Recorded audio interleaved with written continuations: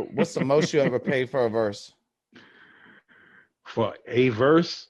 or a feature, whatever, a hook, whatever? I don't know, because I mean, shit. For all I know, man, your catalog's so hard to keep up with. You might got like a fucking jump with a Celine Dion hook that I ain't never knew about or some shit. Shit, man. I mean, like, let me see. For a verse, for a video, I might have paid like 8 to 10,000. You feel what I'm saying? And then I need when I do a video, you live and you learn with this shit. You be an amateur till you become a professional. But I when I do a video with a motherfucker, I be wanting all the trimmings. Like, you feel me? I Yeah. need the stupid car. I mean, I need to have a $1,500, $1,800 outfit on. You understand what I'm saying? Like, my jewels got to be right. The models in the video got to be official. I need makeup artists on set. I mean, I need to feed the makeup artists and the You had models. So, planes in some of them jumps, right? nah, I never had no plane. It wasn't a jump where Never. Vane had like a helicopter or some Nah, it shit. was a helicopter. I wasn't getting on that though. Niggas was trying to get me to get on that, but I don't fly and shit. So, I mean, I was like, I'm Gucci. I mean, I ain't want to get on that shit, but Vane got on that shit, flew around. I mean, just for the video, for the shot, that shit was dope as fuck. You feel what Yeah. I'm saying? Which video was Word up. that, man? I've watched like 100 in the last like 2 months. It'd be hard to That keep was the up. shit we did with Jim Jones, and there's two versions Yeah. of that video. One version is a long storyboard type of video where I'm coming home from jail, and Vane sent the drop the hard top bends, the hard Yes, top yeah, convertible yeah. Met you bends. coming. Yeah, I seen that Yeah, jump. that's the storyboard version of the video that kind of leaked by accident. Not really leaked by accident, but the person who uploaded on YouTube, where that shit got like 500,000, 600,000 views or something like that. Like, I don't even know who that is. Like, I mean, like, I was being impatient and leaked the shit. I mean, I didn't know a nigga was gonna upload it on YouTube, and then we did the whole shit over for MTV. Right. My son Stony XL filmed the video. Rest in peace, my nigga Stony XL. And then Elroy, my son Elroy Isaac. I mean, he another director. He did the MTV version, re-edited the whole shit, and took the story shit out and just made it into the club version for MTV, which is stupid fire.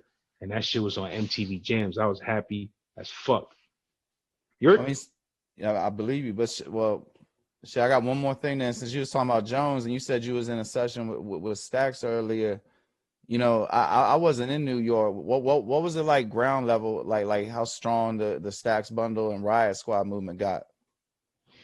I mean, when I had bumped into Stacks in the studio that time, um, Son was just on the level of, like, he was popping crazy on the mixtapes. Like, it wasn't no Jim Jones action. It wasn't no major shit yet. You understand what I'm He saying? He wasn't just he was like on popping. like Clue jumps and shit? Yeah, like at the time he was on Clue shit, and Cause you some of feel what I'm those jumps saying? are hard as fuck. And DVDs. And I remember we was in the studio, he was spitting and shit. Son he was a nigga that take pride in his shit. Yeah, You you feel me? could But he tell. was spitting his shit. And before I bounced, I was like, yo, good looking, my nigga. You know what I mean? Gave the nigga a pound and shit. I was like, yo, good looking, we out. And it was just like me and him inside I was with the nigga OP, the nigga Hangman, but it was just me and him in the studio for that, in the booth for that 1 second. And he was like, yo, my nigga, let me ask you a question, my nigga. He said, he was like, his niggas feeling me in the streets, like in your hood, where you from, in your area, niggas heard about me and niggas fuck with me. You feel what I'm saying? He asked me that. I was like, yeah, son. I mean, niggas hear you doing your numbers out here. You feel what I'm saying? Niggas hear those mixtapes and shit's all over the streets. I mean, niggas is hearing your shit. He like, yo, good looking, my nigga. I just be needing to know that my shit is hitting these other hoods. You feel what I'm saying? I was like, yeah, it's out here, bro. Your shit out here.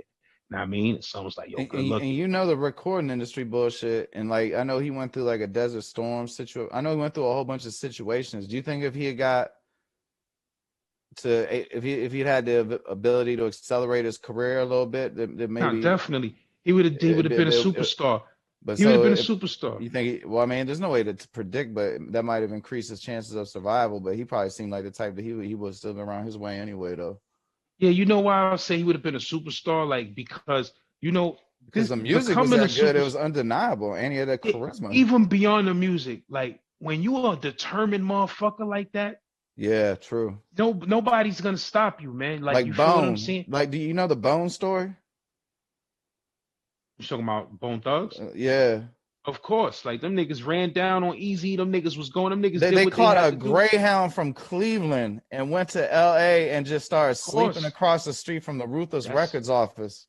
that's fucking That, phenomenal, my nigga. It's that's written in the desire. stars for you. It's written Yeah. in the stars. You feel what I'm saying? So, when a nigga got that grind and a nigga got that, like, you got a little couple of dollars behind you and you got motherfuckers in the industry helping you out, it's no stopping you. You're gonna do your thing, you're gonna do your numbers, bro. You feel what I'm saying? So, And then if you son, do, and niggas then if you get definitely one got mega hit like 50 Cent with that work ethic and that mega hit, it's just yeah, over for like you gotta mega run. hitting a little bag behind it. Niggas would Master have P, got that you got up. that, you get that run. 2 Chainz, you Niggas get would have that got that run. up. Yeah, niggas had Clue fucking with niggas and all of that. Nigga would have eventually made a major hit with a crazy feature on it. You feel what I'm saying? He would have put a bag behind the shit, put his team and street niggas behind the record, and they would have pushed that record to the charts and made everybody jump on that record. You feel what I'm saying? You know how the game go. Man, One song would have got a Gang could little. have been so nice. They could have had no, my man from Baltimore, Max B, Stacks Bundle, Chinks. I mean, they could have had all of them at once. That shit would have been insanity. That nigga NOE, that nigga is nasty too. Like, the Yeah. son that they say sound like Jay and shit, he do sound like Jay. You know, But he the that first nigga person I is ever interviewed. That was my entry into this whole shit. Yo, son, that nigga's crazy though. I'm just keeping it He 100. Like, you know is. what I mean? I keep it 100 with this rap shit, bro. I When it think come to I niggas think he that's one of the nasty, top 5 lyricists in the whole Dipset collective. I love that NOE. I nigga, got all them that Jones. nigga is fucking sick. Like, Notorious Kid. bars wise, that Yeah. nigga giving Jay-Z competition. Yeah. And like he's like Reasonable Doubt Jay-Z level and storytelling. He got Nigga, Jones where he be telling stories about like dating a Russian banker daughter and shit. Shit crazy. that nigga's retarded. Like, I'm gonna stop using that word, but know what I mean? That nigga is sick with it on that fucking mic, bro. I'm gonna keep it real with you. Like, He a said lot of dudes don't know, bro. It's a lot in one of of my dudes. interviews, he said he had a meeting with Dame like after the Rockefeller dissolution, and Dame was like, "Man, I want to, but I just can't do that. Like, like it looked too corny. Like You Suge know Knight what? with the It's realest. like this, Remember when son. Suge Knight had them Bama's that sounded like Tupac and Snoop? I never heard about them dudes. Oh yeah, like when the second Chronic came out, right? The reason they called it 2001, even though it came out in 1999, was Death Row put out a Chronic album on the same day, right? And they had a dude called the Realist, and I forgot the other cat name, but one dude sounded just like Snoop Dogg, and one sounded just like Tupac, but watered down. Crazy. That's Yeah, crazy. yeah. Nah, that man with Suge Knight was the original Listen, troll. let me tell you some shit, son. Let me tell you some real shit, right? You got niggas that they sound like other niggas when you first hear them, but then after a while, they don't really sound like, if you want to be technical, when Fabulous first came out, Sound when like he was Mace. Fabulous Sport, everybody say he sounded just like Mace. Google the Clue freestyle. Anybody listening? Yep, sure did. I mean, to be real Right? with you, it was hard to tell them apart at that point, but then clearly Fabulous But if became you listen distinctive. to him, if you listen to Fabulous now, or even if you go back and listen to it back then, they don't sound that much alike. Right. You feel what I'm saying? But at the time, Mace was so popular that anything that sounded like Mace, niggas gonna be like this. Oh, that nigga sound like Mace. You feel what I'm saying? Because Mace was a fucking superstar at the time. But now, you go back, you be like, nah, them niggas and it's like, yo, then you got like Shyne, like Shyne and Biggie.